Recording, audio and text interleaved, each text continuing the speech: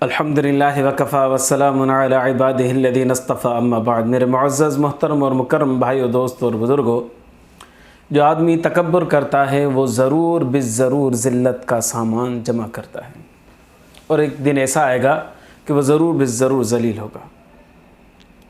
آپ فرعون کی مثال دیکھ لو، انا ربکم الاعلی کا دعویٰ کرنے والا، مجھ سے بڑا کوئی رب ہے ہی نہیں، سب سے بڑا رب میں ہوں، اتنا بڑا دعویٰ کرنے والا ڈوب کر مر گیا پانی کے اندر، اور ایسا ذلیل ہوا کہ اللہ تبارک و تعالی نے اس کے لاش کو نشانہ عبرت بنانے کے لیے ابھی تک قائم اور دائم رکھا، اور وہ مصر کے ایک میوزیم کے اندر پڑی ہوئی ہے۔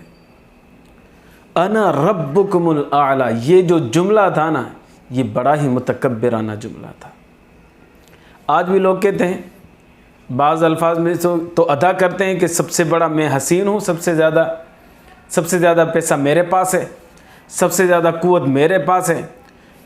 بس رب نہیں کہتے اپنے آپ کو، باقی تو اپنے آپ کو سب سے اعلیٰ اور عرفہ سمجھتے ہیں۔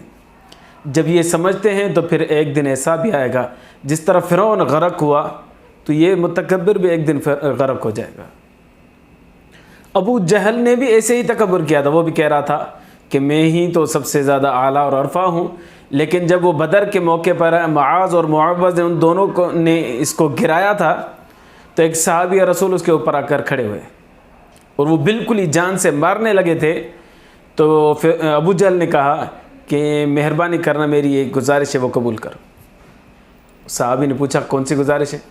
اس نے کہا میری گزارش یہ ہے کہ مجھے اگر قتل کرے نا تو پھر یہاں سے قتل نہ کرنا، بلکہ میرے سری جو ہے نا وہ یہاں سے کاٹنا، تاکہ جب تم مقتولین کے سروں کو جمع کرو تو ان سروں میں سب سے اوپر سر میرا ہو، تاکہ پتہ چلے کہ سردار کی سری یہ ہے۔ ایسا تکبر تھا اس کو، ایسا تکبر تھا کہ مرنے کے بعد بھی اگر سری کسی کی اونچی ہو، اعلیٰ ہو، بلند ہو تو میری ہو، ابو جہل کی ہو۔ اللہ تبارک و تعالی متکبر کو پسند نہیں فرماتے، ذلیل کر دیتے ہیں۔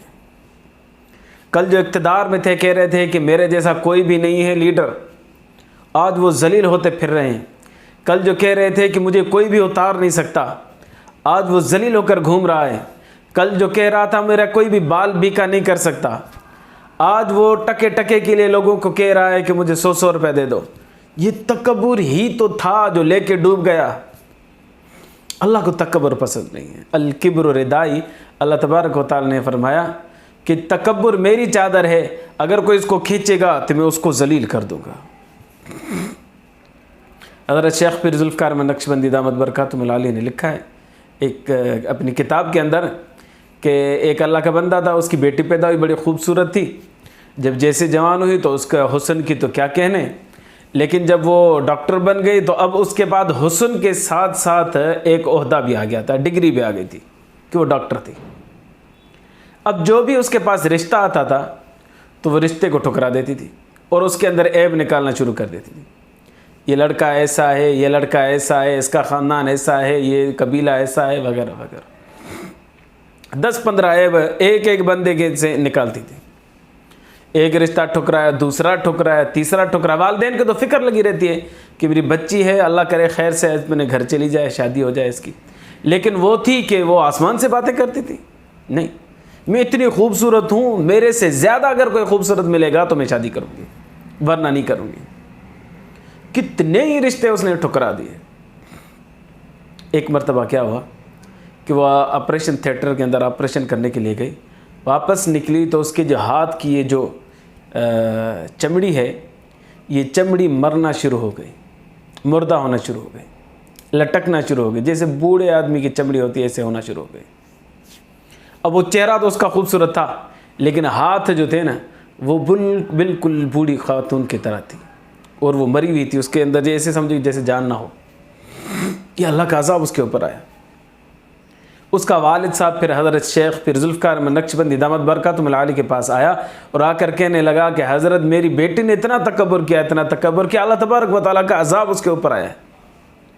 32 سال عمر ہو گئی تھی، تب تک اس بیچاری کی شادی نہیں ہوئی تھی، اس کے تکبر کی وجہ سے۔ تو اللہ تبارک و تعالیٰ کو تکبر پسند نہیں ہے۔ جو آدمی تکبر کرتا ہے اللہ تبارک و تعالیٰ اس کو ذلیل کر دیتے ہیں۔ بھلے پیسہ ہونے کے باوجود آدمی ذلیل ہوگا، عہدہ ہونے کے باوجود آدمی ذلیل ہوگا، وزیر اعظم اور صدر صاحب ہوں، ان عہدوں کے باوجود، ان کرسیوں کے باوجود بھی آدمی ذلیل ہوگا، کتنا خوبصورت کیوں نہ ہو، تکبر کرے گا، اللہ تبارک و تعالیٰ اس کو ضرور ذلیل کرے گا۔ کیوں؟ کیونکہ الکبر ردائی، احکم الحاکمین نے فرمایا کہ تکبر میری چادر ہے، اگر کوئی اس کو کھینچے گا تو میں اس کو ذلیل کر دوں گا۔ ایسی بیماری ہے، یہ ایسی بیماری ہے کہ دل کے اندر آتی ہے تو پتہ بھی نہیں چلتا۔ بعض اوقات آدمی حسن کی وجہ سے تکبر کرتا ہے، بعض اوقات آدمی علم کی وجہ سے تکبر کرتا ہے، بعض اوقات آدمی ڈگریوں کی وجہ سے تکبر کرتا ہے، بعض اوقات آدمی عہدوں کی وجہ سے تکبر کرتا ہے، بعض اوقات آدمی حسب نسب پر تکبر کرتا ہے کہ ہمارے جیسا خاندان تو دنیا میں کسی کا بھی نہیں ہے۔ ایسے بڑے بڑے دعوے کرتا ہے کہ میرے پاس جتنا پیسہ ہے ایسا کسی کے پاس بھی نہیں ہے، سارے لوگ کمی ہیں، ذلیل ہیں، غریب ہیں، فقیر ہیں میرے سامنے۔ یہ جو جملہ ہوتا ہے نا، یہ اتنا زہریلا ہوتا ہے، یہ کسی اور کو نہیں ڈس رہا، یہ آدمی اپنے آپ کو ڈس رہا ہے ان جملوں کے ساتھ، تکبرانہ لہجے کے ساتھ۔ الکبر ردائی، اللہ تبارک و تعالیٰ نے فرمایا تکبر میری چادر ہے، اگر کوئی اس کو کھینچے گا تو میں اس کو ذلیل کر دوں گا۔ اللہ تبارک و تعالیٰ امت مسلمہ کو تکبر سے محفوظ فرمائے، ایمان کی زندگی، ایمان پر موت نصیب فرمائے۔ آخر دعوانا ان الحمدللہ رب العالمین۔